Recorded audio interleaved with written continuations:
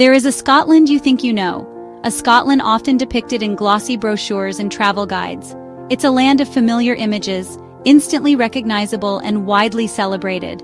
But this is just the surface, a carefully curated glimpse of a much deeper, richer, and more enigmatic reality. Castles perched on dramatic cliffs, their ancient stones whispering tales of battles and royalty, lochs mirroring the sky, their still waters reflecting the majestic mountains that surround them, and the haunting sound of bagpipes echoing through the glens, a timeless melody that evokes a sense of history and romance. These are the iconic symbols of Scotland, the ones that draw visitors from around the globe. But beyond the postcard lies a secret Scotland, a hidden realm of untamed beauty and ancient mysteries. It's a place where the veil between worlds seems thin, where the echoes of the past resonate in the present, and where the true spirit of Scotland resides.